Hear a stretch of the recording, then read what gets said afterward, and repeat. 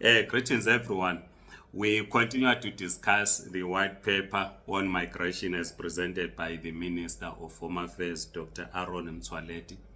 Let us look into this section, which might be interesting to Zimbabweans and the people of Lesotho who are in South Africa. It says, exemptions granted in terms of Section 31, bracket 2B of the Immigration Act to Zimbabwean, Lesotho and Angolan nationals. I read, since 2009, exemptions were granted to Zimbabwean, Lesotho and Angolan nationals by successive ministers of Home Affairs. However, in September 2021, though we must indicate here that while it says the current minister, Dr. Mtswaleti, decided to discontinue with the Zimbabwe exemption permits in September 2021. The announcement was made on the 25th of November 2021. So let me read afresh. Since 2009, exemptions were granted to Zimbabwean, Lesotho and Angolan nationals by successive ministers of Home Affairs.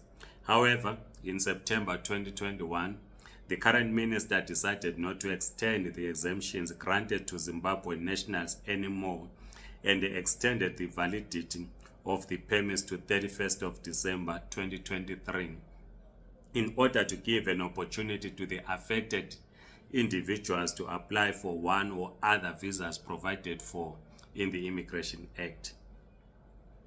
The exemptions afforded the Zimbabwean, Lesotho and Angolan nationals who would otherwise not qualify an opportunity to work and sojourn in the Republic. The minister's decision not to extend the exemption regime is subject of a fierce litigation in Helen Suzman Foundation and another versus Minister of Home Affairs and others. Two other parties have since intervened in the proceedings with leave of the court. The consolidated matters were heard by the full court on 11 to 14th April 2023. You remember the court case. We have dealt with the court case in this YouTube channel. It says negative judgments were delivered on the 28th June 2023. The minister has already filed applications for leave to appeal against both judgments, which were dismissed. The minister will apply for leave to appeal to the Supreme Court of Appeals. Then it says, study by the University of Johannesburg, UJ. It appears that researchers at UJ conducted a study on the matter. Sorry, I will repeat. It appears that researchers at UJ conducted a study on the impact of the decision of the minister to withdraw the exemptions granted to the Zimbabwean nationals. Some of the conclusions are startling. First, no Zimbabwean national has been forced to go back home. Rather, they were granted an opportunity to apply for other visas. Second, the majority of the affected Zimbabwean nationals have no skills. Hence, they were applying for waivers, which people are still applying for. These waivers requirement, that is waivering the requirement of a labor certificate in large numbers, right? Third, applying for other visas is correct route to acquiring permanent residence. Fourth, even with the existence of the exemption regime, ZEP, 4,805 Zimbabwe nationals were still deported as illegal foreigners in the period April 2021 to March 2022. So between April 2021 to March 2022, 4,805 Zimbabwe nationals were deported. Despite a slow start, Zimbabwe nationals are now applying for waivers and other visas in great numbers. This is so because the minister has approved thousands of waiver applications.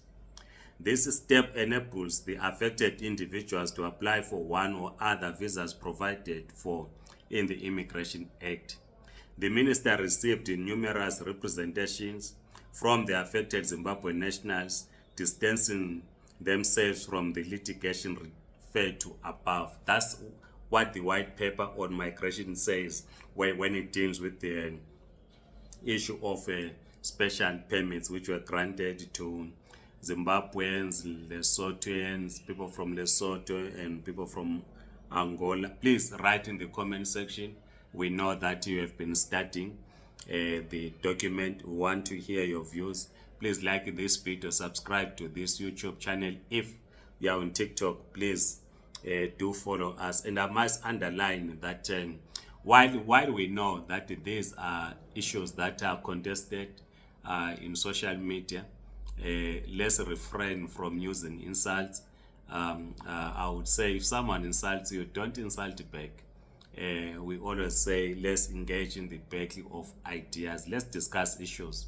Let's not get engaged in the battle of insults. When you insult, you are the one who feels the pain.